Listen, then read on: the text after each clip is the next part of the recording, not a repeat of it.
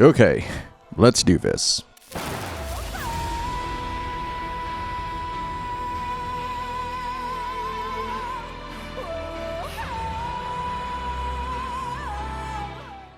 A long time ago, in a galaxy that's actually quite near because we live in it, there were turn-based games. More importantly, there were turn-based RPGs.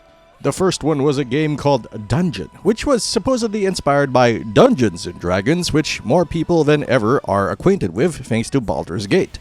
God bless you and the United Simps of Jaheira, going strong after 30 years. I love turn-based, well, anything. It's great. It gives us time to think and percolate. Great for storytelling. But then, something strange happened at around the turn of the century. No, turn of the millennium, 2000s. Action games became more and more of a thing, and action RPGs became more of a thing. People figured out that having turn-based mechanics can be divorced from RPG mechanics.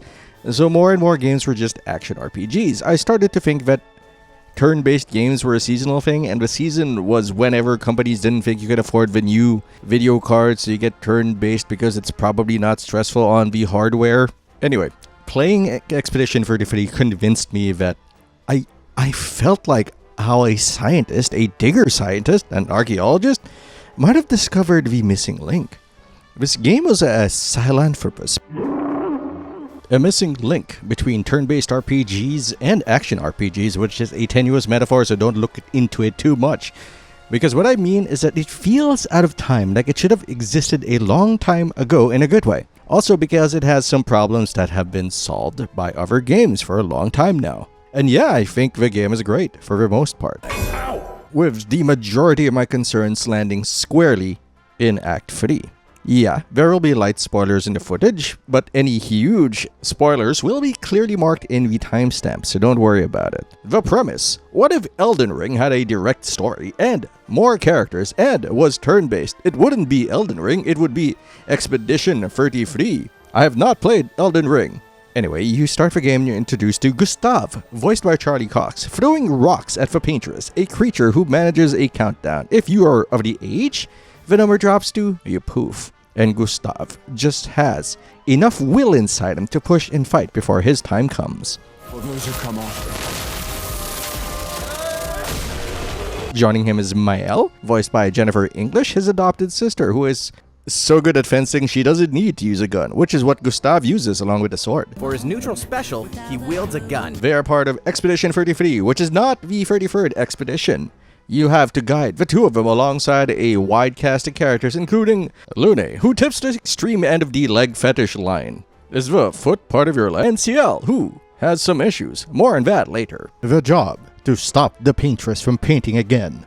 To stop people from disappearing in the Gommage, the poofing event. And if you can't, to make sure that the next expedition has a better chance than you did. And the first thing you're gonna notice about this game is that it is a very, very pretty game.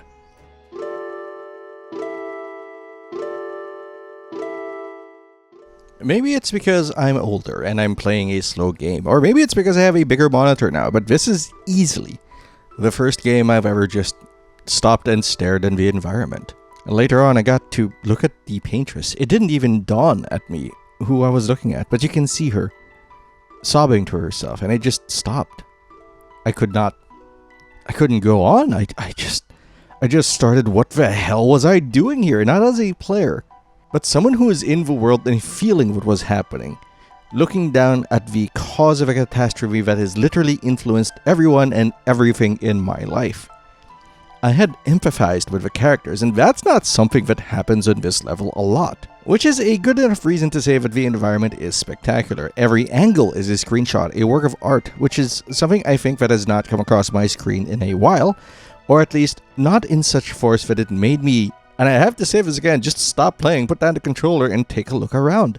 Although there are some things that took me out of the moment. At one point, you are traveling through a forgotten battlefield full of corpses. Too many corpses. That's like the catacombs under France. Aside from that, the rest is just unreal. I wish I knew more about art so that I could fully appreciate this. I never wanted to know about art, but goddamn, this game made me think that and feel that. And you can just sense how much fucking joy is in this game. how much joy there was to create so much that you never even see because you just didn't look around, or because the beautiful places are in optional content. This is rare, savor it, because the cynic in my head says that this is the last we'll see this kind of thing for at least a year, or even from this company again, because you know how it goes. I assume combat is gorgeous because the QTE nature of the game prevents me from seeing or even paying attention to the visuals while in combat, while parrying forces you to look at the screen for the visual cue, showing off the animations and visuals of the monsters or enemies that you fight. Offense forces you to pay attention to nothing but the QTE indicator, to the exclusion of almost everything else. The only way I've seen these gorgeous animations is that I looked at footage, I reviewed footage. It's actually a damn shame. Now, I'm not great at looking at small details. There's a tree outside that I only realized existed a week ago, and I can't tell these two versions of Gundam Wing apart at a glance, which made searching for the images a small nightmare. That said, they are following Simpsons rules in Expedition 33. You can tell each character apart according to their outline or silhouette. Even their stances are unique. There's a lot of customization options, a good number of which are just bought off shops or beaten out of mimes. They also have great animations. They dance. They have passive animations. Unfortunately, the lighting is off sometimes. There's someone they call the white-haired man, and in some scenes, his hair is dark. I am a great magician. The color of some characters' hairs also look different from different angles, which might be bloom or just my settings. Either way, any technical issues were few and far in between. So far in between that I have trouble actually recalling any specific instances. So the visuals and art direction are great. What about the sound and the music? I think the best way to describe the sound in Expedition 33 is that it is reactive and rewarding. You do something, the game gives you something back. You pay attention, you get something back. The combat system, for example, has crunch and sound whenever you switch options.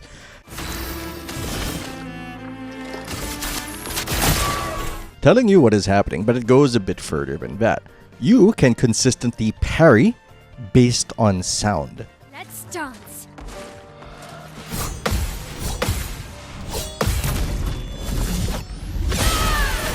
Having the visual element helps, of course, but some enemies feint attacks or just look weird. That's when you stop and listen. And you are rewarded with the parry bonk and the smack.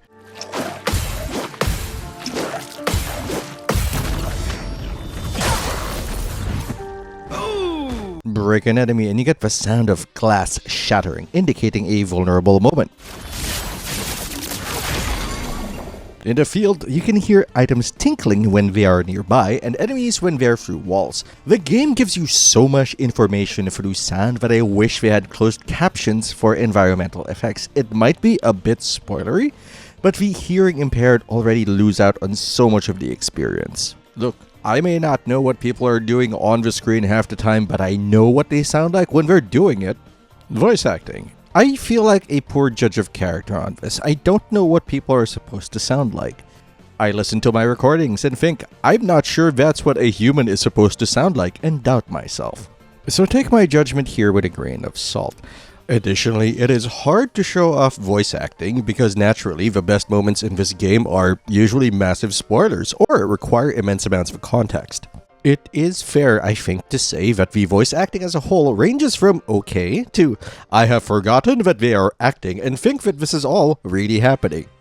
There's a lot more to mention, but honestly, they're all good. Nothing stood out as bad or even average. I think particular emphasis should be given to how they banter with each other and how the game presents that banter, because all too often the timing is just a little bit off here. Not so much of a problem, at least in the between character banter. They've also got customizable outfits. They are okay, I guess. As for the music, the best thing I can tell you about it is that they did not skimp on expense nor effort when it came to the quality and amount of music that is in Expedition 33. I think there's literally over 100 tracks of music in the game. I got the soundtrack and Jesus Christ. And the quality of each track ranges from it's okay to oh my god, this is an absolute banger. None of them are bad. Maybe a lot of them aren't fantastic and won't be memorable, but it's kind of crazy that none of them are bad. And each one serves its purpose exquisitely.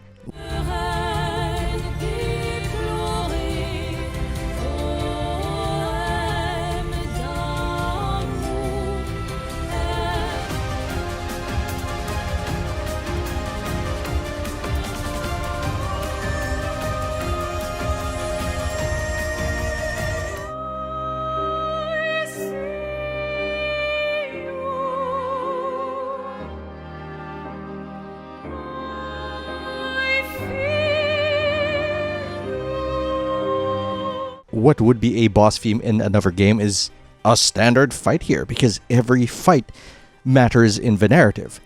Every step you take is another step made easier for the next expedition. Children of Lumiere is among my favorites, along with Gustav's leitmotif.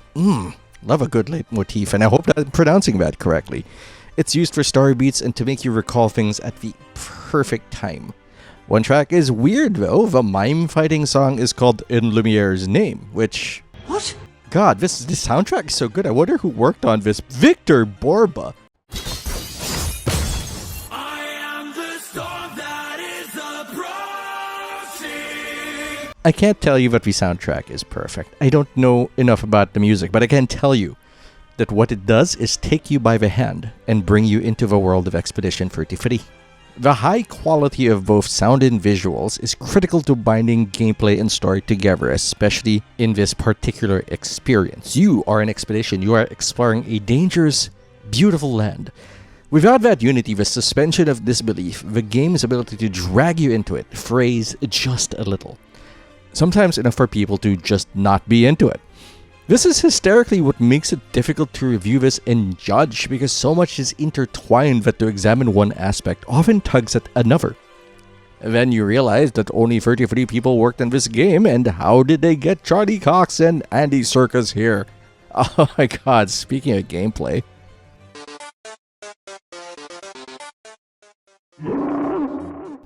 Honestly, I'm just surprised there haven't been more turn-based games with a reaction-based defense system. Actually, I'm not that surprised. I can imagine that more than a few people would have been frustrated that a genre that doesn't traditionally demand reflexes and is more of a knowledge and grind check is suddenly asking them to think fast or get decked in the schnoz. Although an active defense system does make defense more than just statistics and luck, and can reward skilled play. This is where the game shines, the combat, which is admittedly something I grudgingly entered into in older turn-based games, as while I did enjoy the combat, it was more the spectacle of it rather than the mechanics itself. I mean, sometimes it can be enjoyable, but it can easily boil down to here. You press a few buttons for a bit, then maybe get some experience.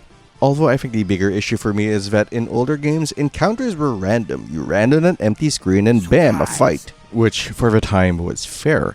Less things on a map means it was easier to render. It gave a sense of dread and fear if you were underprepared, which can enhance the experience. Unfortunately, it can also make it a chore. Expedition 33 gets around that problem by just letting you decide the terms of engagement for the most part.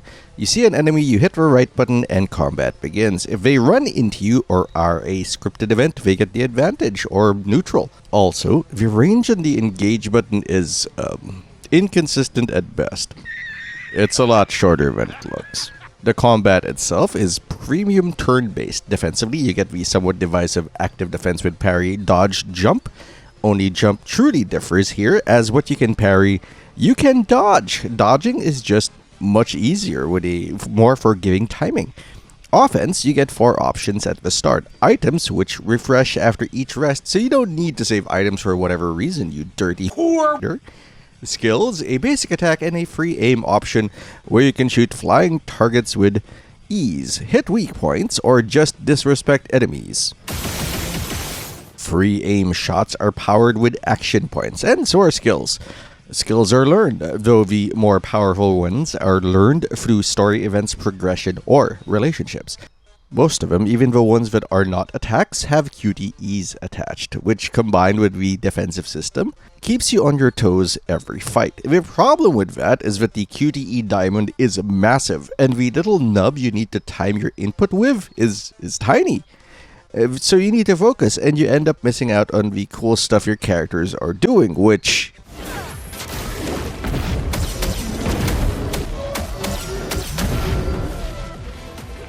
I think she's the Avatar. Actually, casting the skills can get a little complicated. More on that later. You gain action points by doing anything, really. Attacking with the basic attack is most common. Parrying also gives you points, but dodging and jumping doesn't unless you get into the passives, which is a whole can of spam. Passives are a bit of a process. First, you get Pictos, which are items that your characters can equip free of, which have stat buffs as well as passives. Having a Picto equipped on a active character for 4 fights lets you master it, which lets any character use the passive effect through the Lumines system. Each passive costs a certain number of points, and each character has a limited amount of points available in theory, because that limited pool can be improved with Color of Lumina, which can not only be found while adventuring and fighting, it's straight up farmable. Of course, as a Lumina passive, it doesn't actually give you the stats on it, so it does still matter who's equipping what Picto. So how do you figure who gets what? Well, you gotta look at their mechanics and skills. For example, Mael is a stance-based character in a turn-based game. Fantastic. Anyway, certain attacks put her in a stance, offensive, defensive, or virtuosi, which I'm sure is a fencing thing. Offense gives her more damage at the cost of taking more. Defense gives her AP on parry, as well as dodge, and gives her damage resistance. And virtuous just lets her deal 200% more damage. That's it. And by that's it, I mean, it's pretty good. It's really good. For annihilation. Though understandably, it's a little difficult to get her into that stance consistently without some sort of sacrifice or some finagling. She also likes when things are on fire, so passives that give her bonuses on burning enemies work out very well, though she does have a build that just makes her an instant boss buster, which immediately got nerfed like a few weeks into the game's lifetime. Character progression is a matter of skill points and attribute points, both of which you get through levels.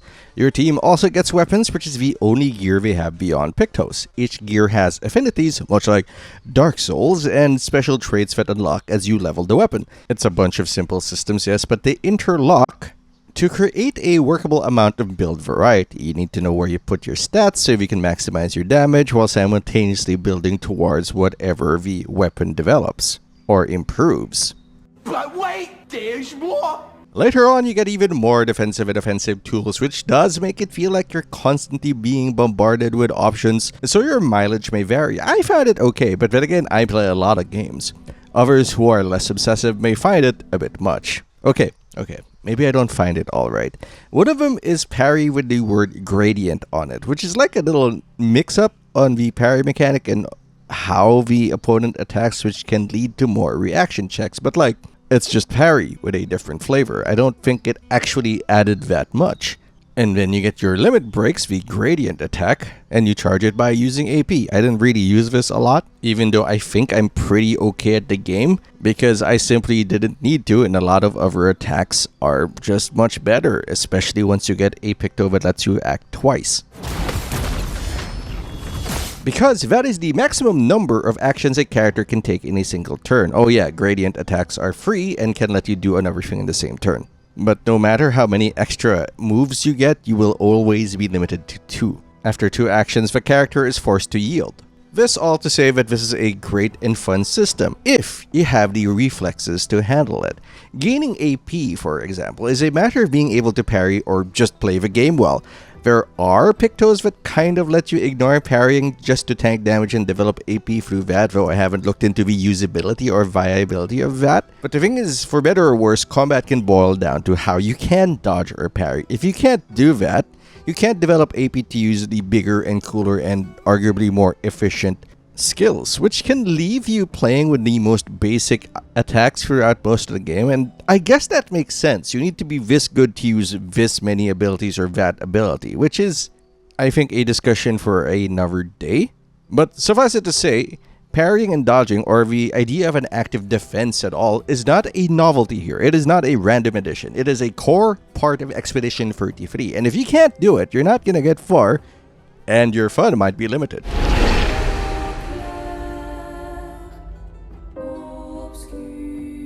So the clincher for this is that you get extra experience for not getting hit during a fight because you were dodging and parrying so good. Great, that means people who can parry can get ahead of the game, which is fine. That's people playing the game well, but it's a rich get richer situation. People who can't parry will have a spectacularly different experience compared to people who love rhythm games.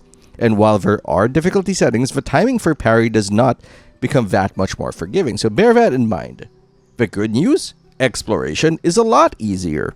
There is much to discover and explore, which fits the whole theme of an expedition, though you can't easily do too much, as by the end I was steamrolling the enemies, even the final boss, because I did one too many side quests, but that discussion is for later. The game does love it when you explore. You know how sometimes you get afraid you're running into the plot instead of being able to explore an area? Well, you'll still get that feeling, but there are very, very few areas that become permanently inaccessible, and they usually have nothing in them. So nothing is really missable, just something that you may have to go back for. Later on, the game gives you way more fights, but also more ways to just avoid fights, just walk around them. Wanna grind? Just whack them. It gives you a lot of agency. Small tip, you can definitely just keep doing story stuff and not really explore, because it's like FF13 in that it really only opens up during Act 3. So you're not gonna miss a lot or anything at all that you can't go back to if you just keep going straight for the story stuff. Story time?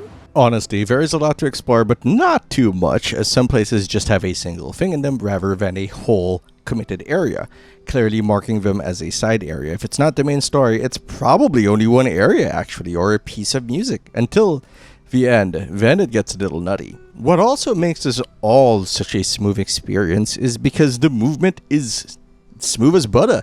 I must point out that you do not get bogged down in interactions. You do not get locked into animations when you pick up something off the ground. I don't think that happens at any point in the game. Pick up an item and you can keep running.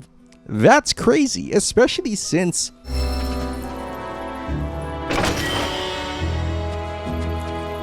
Final Fantasy just wants you to slow down all the time. It feels so good.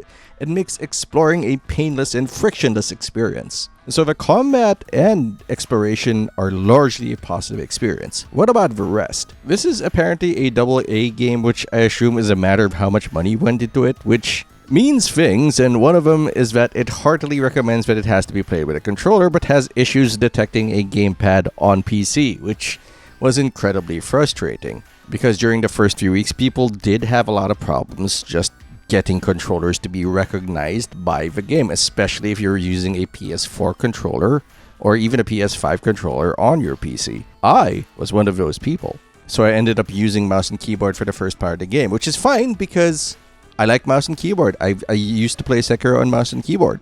But then, something strange happened in that I looked at the options screen, which is serviceable for the most part, and found that there was no mouse sensitivity option. And I run on 1600 DPI, which means that a little twitch for me makes me spin. And I did try the camera movement option, but that felt like it was just working on the controller because I didn't really feel that much of a difference. So then I bumped down my sensitivity to 400 DPI, and while that made the camera much more manageable, it did make navigating menus a bit of a nightmare because the mouse cursor was now moving incredibly slow. I understand that it was made for controllers, but you're releasing this on PC. You gotta expect some people are gonna be running a mouse and keyboard simply because they do not have a gamepad. A bizarre oversight that is immediately replaced with the next oversight. The menu. The menu in combat? Fantastic. The menu when you're managing gear? Less fantastic. I mean, it's good. It's not horrid. It just could be a lot better. Try looking for a new Picto when you get one, or looking for a bunch of ones that you haven't seen. Yeah, I know there's a diamond that fills up on the left to indicate mastery, and that there's an indicator when something is new, but I don't know. I found it hard to find what I wanted. That would be sort of fine if you didn't need to juggle Pictos and Luminous, which is not a problem early. What you put on a character is probably going to stay in that character. However, it becomes different later on for me. Messing around with builds and constructing one just to handle a specific challenge was part of my experience, and there's a surprising number of fights best tackled with bespoke builds. That was fun until I had to rebuild what I had for general play, which, you know, kind of sucked. All that and interacting in the game in a non-combat way is the most Sahelanthropus part of this game. These are solved problems and yet are not in Expedition 33. A game made in the 2020s at least. There's customization. Yay! But you can't spin models around while looking at it? What? There are journals to listen to that can give additional context in the story. Yay! Great voice acting. Yay! What do you mean I can't walk around while listening to them? That's bizarre. especially since ambient dialogue, if interrupted for whatever reason, is continued once the interruption is done. It's a Sahelanthropus to itself. It is a solution the game has, but does not apply to every problem it can solve. The good news is that actually just walking around the environment is fine. It works perfectly, except for the reason I even mentioned it, and it is that the controls are just fine. It's an RPG. It doesn't need Devil May Cry controls, which are tight. So it works. But then they give you mini games and show how bad those controls would be in another game. Imagine a jumping puzzle, because they did, and everyone in the expedition skipped leg day because they can't just resist their forward momentum. Jesus Christ, that is awful. Aside from that, difficulty-wise, it is very much okay. It took until the end of the game to force me to use up more party heals, but I do parry as a hobby. I parry in Sekiro. I parry in Legend of Parry King. I parry responsibilities in real life. I did not find anything too interesting about the composition of encounters, and boss versions of normal enemies do exist of challenge fights, even though those are mostly the same as the basic enemies. If you can parry, I think you may have a similar experience, because if you can parry, you basically trivialize whatever they have to offer. Gimmicks exist, but those gimmicks don't matter if you can just parry everything anyway. Boss fights for me felt like a matter of brute force, but then again, I did arrive to those usually over-leveled, or at least I felt over-leveled, because it barely took a few attacks to finish it off. Look, while I am saying that you can parry your way through the game, that's not to say it's a bad thing. It was exciting. It is exciting. Defense is where the game thrives. Where the QTEs on offense keep you from seeing what cool stuff your guys do, the parry system forces you to watch the enemies, to be wary of what they're doing. This single-handedly keeps them from being just a bunch of numbers. There are creatures to fight, and you need to learn their tells, visual and auditory, to fight them efficiently. Oh, and there's a friendship system, I guess, which is bizarre. I'm not even sure you can screw it up besides just not talking to your party. I'm not even sure your dialogue choices matter as long as you're there and you made an effort, which is a shame, because if you don't do the friendship system, you don't get the top-end gradient attacks. And you miss out on one of the best things of an already amazing game: the story and characters.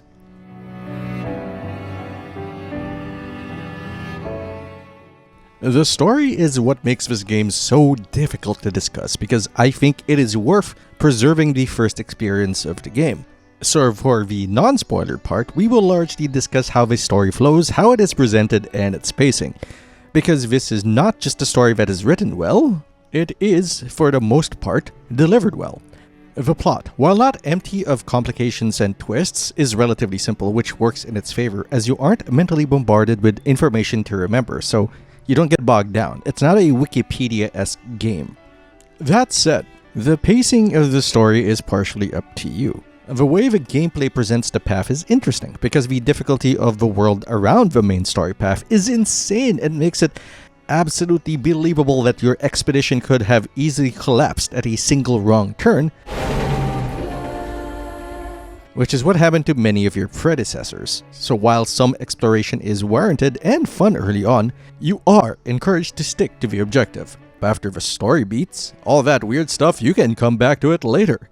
So you have the power to stay at your pace without missing anything. Simultaneously, you can just try to fight something for an hour to get an early picto. That all said, I personally do not think the game shines through plot, though it's not nothing due to the simplicity of the actual events that happen. They are morally and emotionally deep, but they're not complex. You know what I mean? It's not a knock on it. It is a good thing, especially considering the topics and concepts handled in the game. Too much plot or too many important events or elements to keep in mind will bog down the player and make it a mentally difficult task to follow or even just perceive. Sandfall knew where to put the shine, where to put your mental attention towards, and it is on the characters and their arcs. While character development does happen during main quest events, the game also gives you many opportunities to interact with them in camp in conversations that weirdly remind me of Dynasty Warriors Origins, in that you have the choice to say something, but it is doubtful that your decision actually matters, which puts you in a watcher and guide player position rather than the character itself. You are not Verso, you are not Mael, you are not Gustav. You're just making decisions around them like an invisible force. You are not determining the path of the story, nor the growth of the characters. You are watching and guiding them through combat challenges. Everyone has great moments. Get out of my way! Though some are more developed than others, mostly Ciel does get in-game moments, but she feels tacked onto the story, even though her writing and character are still solid. This is because without really talking to her, you won't learn anything about her. You would learn more about SKA during the plot than you would Ciel, which is strange and made weirder by the fact that she doesn't have an endgame companion side quest. And if you're not talking to people in camp, you are missing out on a lot of the best things the game has to offer. But you could easily spend an hour just talking to people, so you may as well try to space it out. Try to talk to them between big objectives. Expedition 33 also does very well in terms of environmental storytelling. More so because the fact that some plants are made easier because someone came before you. The handholds, all were placed by someone else. That pile of corpses, that was a previous expedition that made things easier for you. Can you imagine the smell? The guy with a spike in his head, he probably has a journal entry. Even combat can thematically follow for those who come after. At first you don't know the patterns, you get pummeled, but later you learn and you win. Okay, that's a bit of a stretch in that you are the person who comes after, but you know, Yoko pants have to stretch to fit and those are loved. That said, that kind of gameplay and story integration is not necessary for all games. It sometimes doesn't add to the experience if there was any integration. In fact, it might make the gameplay much worse. But here, in this game, it is the right place to do it, and they did it well. And with all this thought and all this consideration, it feels like it should have easily come together at the end. But I'm not sure that it did. I am now going to talk about the third act and the ending. I think this is where the vast majority of my mind went to and the vast majority of my criticism, because it was difficult to phrase exactly what I felt about it properly. And I will get into more why. If you want to avoid the biggest spoilers, go to here.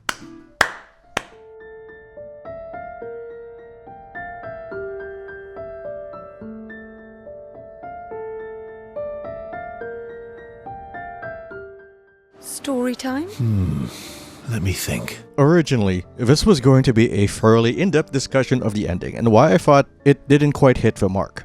I mean, I'm still going to talk about that, but only insofar as it is relevant to what I think the average story enjoyer will think about.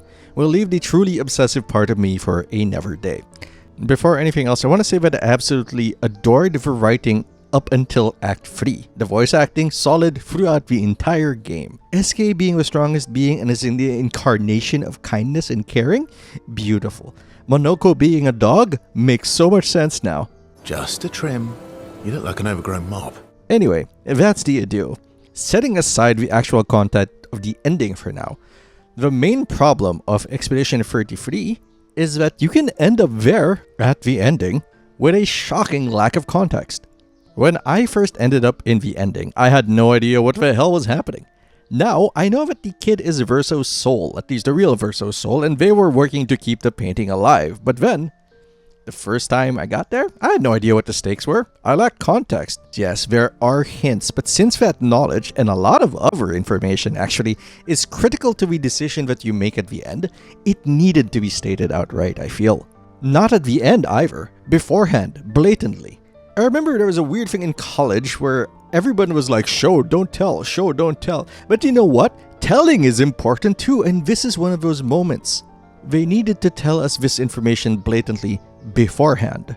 Which is weird because we did something like that already. At the end of Act 2, you might have been understandably confused about what was happening. So you had this entire fake epilogue just telling you what is happening. Real world Alicia and Clea are having this conversation for your benefit. It was the most gamey part of Expedition 33 narratively, and it was fine because this was the moment they needed to make sure that you were on the same page.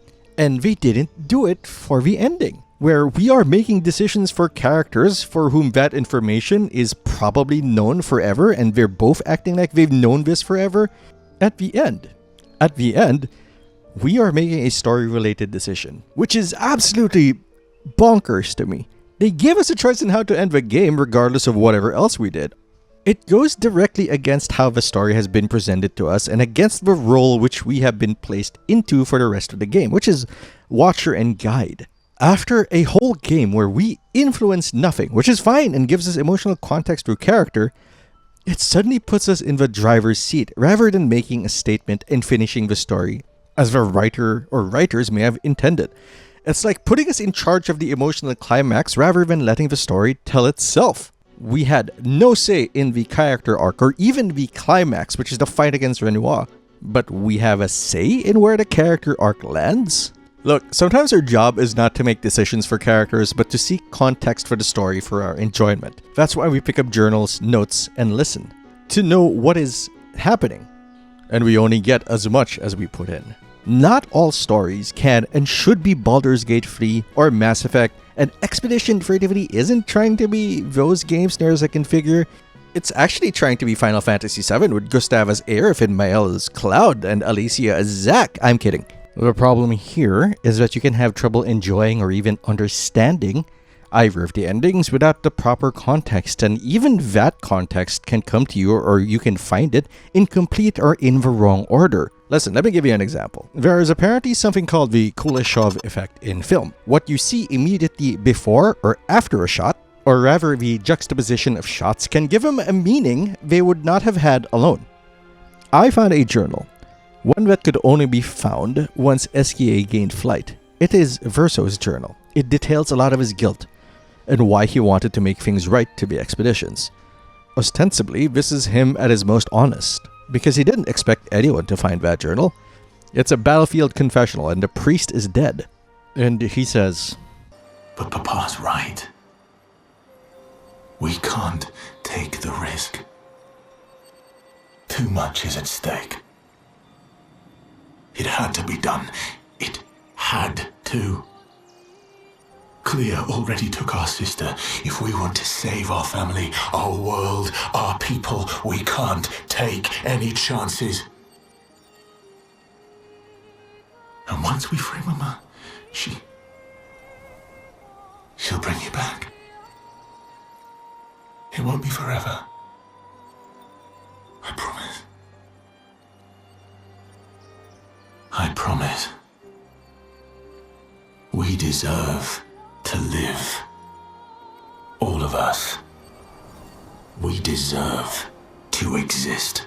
Where Mass Effect had someone ask if they had a soul, and in the asking proved their hopes true.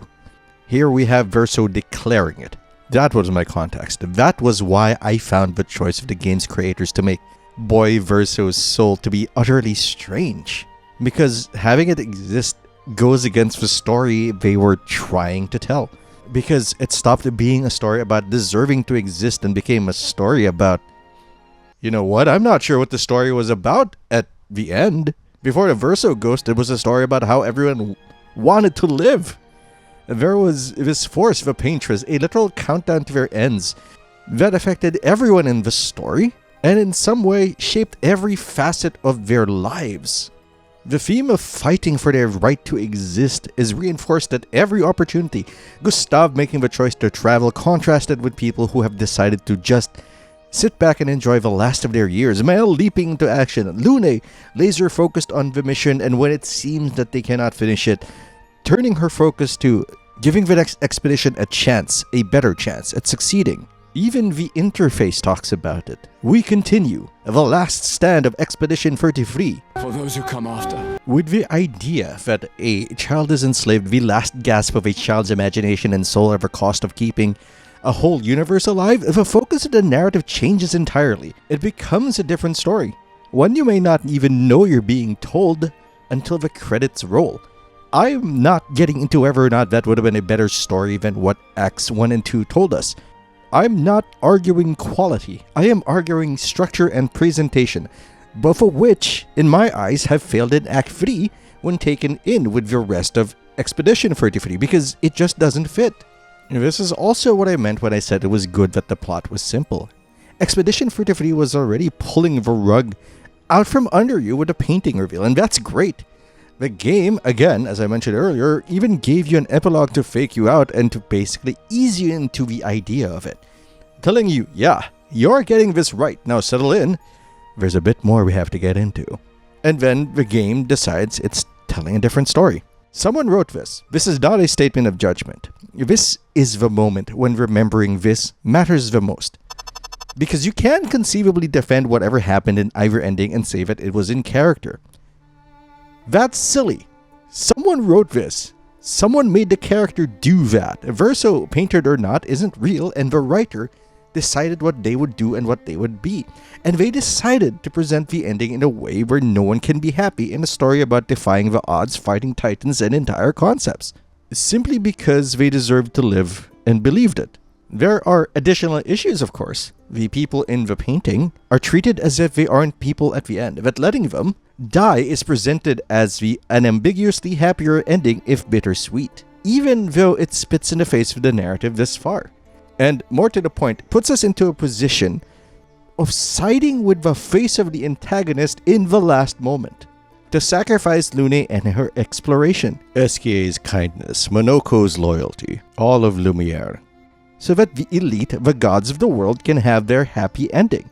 Someone wrote this, and in writing it this way, suggested that the end message of struggle, that you may deserve to live, but only until your creators deem it necessary to be rid of you or when it is for their benefit. It is an unfortunate implication, but it is one that exists because the developers or someone at the company decided that this was how those endings were going to be presented to you. This isn't to say that Alina's grief and issues weren't valid in the context of the story, because they were. This isn't to say that Verso's depression and swinging between wanting to live so badly it hurts and wanting to die so badly it, hurts, isn't valid in the context of the story, because it is. I get all that. I get that this makes sense if they were people who lived in our world, but these are not people. This was a story, and this was how it was written. Jesus Christ, have they never seen a child? It could have gone a different way, and yes, I am aware of fate by character and how a character's traits can easily determine how they are written. I just do not think that is the case here. Which for me means that even with the context, it's a poor ending simply because it seems to go against the themes set in the rest of the game and story. This for me is the narrative equivalent of having a fishing game be the final boss in an FPS. This was not the game I was playing. It almost feels spiteful, which is entirely unfair to say because nothing else in the game indicates that spite was their intent. It is far more likely that they simply broke their legs in the landing, but raised their arms in triumph anyway, because that's what you do when you do gymnastics. You still did that spin, and landing in anyway is still an achievement. And I want to say that this has not colored my impression of the rest of the game. It's still a fantastic experience. The art. You know how movies have this amazing writer-character but they never show? I think there was an old movie, I think it was with Sean Connery or something, where they're like, I have written a masterpiece, but you never really get to read it because the story sets up this masterpiece, this once-in-a-lifetime work of art, and then they don't show that to you. Because what they did, what they created in the story, and what the writer now has to show you might not live up to expectations or hype. That is not a problem that Expedition 33 has. These characters are in a painting, and it looks like a gloriously made painting, which helps the suspension of disbelief. The voice acting here is superb and dragged me into it. Verso's complete silence at the last area and during the boss fight does indicate that he's about to do something real sketchy, which, from the man who let Gustav die so he could manipulate Mael more efficiently, well, that just makes sense, doesn't it? And I mean, speaking of Gustav's death, that was one of the best choices the writers made in E33. This was a moment the rest of the game hung on emotionally. If you knew deep personal loss, you already had an inkling of what the characters were going through. If you didn't or could not empathize with them, but liked Gustav enough, his death could put you into the expedition's shoes. You may not get the massive world-defining tragedy of the painters and the Gommage and how it can impact every single facet of your life and your society's life, but you can still be caught by the emotion of losing Gustav, our new Arif. So much of this game is just exceptional, and I think that's important to remember because regardless of his misstep, they still did something tremendous. They achieved something here. They iterated on concepts in RPGs and storytelling and delivered them exceptionally. For all my complaints, this is a game that feels like it reached for perfection. And ultimately, I think the game does a spectacular job of creating and invoking emotion. It makes you feel things. The ending, either ending, as much as I intellectually disagreed with what was happening from a writing and critical standpoint, I still could not help but have an emotion. I felt for Verso, I felt for Mael, I felt for Aline, I felt for Renoir, I felt. And for all my thoughts on the quality, direction, and presentation of the ending, no one can deny the effort that came into it, the soul they put into it. I think that's why I feel hard on this game. Because they wanted perfection and it shows. It feels so important to encourage the creatives to aim for perfection, even if they can't reach it, because the search for perfection should not be stymied by the knowledge that we are unable to reach it. The virtue is in the act, and we should all be so brave and virtuous.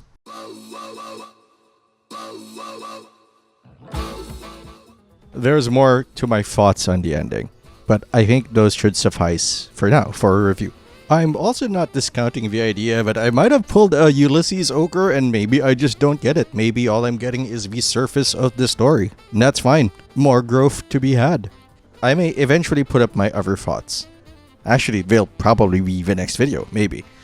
It is difficult to fully verbalize how much I love and enjoy this game. Despite all my misgivings with the story, those are ultimately acceptable and do not impact the overall quality of the game. The effectiveness of how they pulled off the plot alone will cement it in discourse, I feel, especially considering relatively recent narrative disappointments. I also don't think it did anything new, and that's fine. What it does is take things that have been done before and perform them in an exceptional manner. I think I'm repeating myself now. This is not a game that pretends to innovate. Instead, it fully embraces iteration. It is a game that performs. I think it is also important to remember that this was a game that was made by 30 people. That is either an insanely talented team or an indictment of modern game development. Probably both. Look, I think you should play it. Whoever you are, wherever you are, if you can play it, do it. Expedition 33, barring something horrible, is going to be a tentpole game in discussions for decades. It's going to be referenced and developed for a lot of companies, I bet. It's gonna stick in your head. And if we're lucky, maybe there's a few lessons that gaming or even people as a whole can take from this game. In that way, it serves, say it with me, for those who come after. Thanks for watching. I'm Patinator, you know what to do. I'll see you later.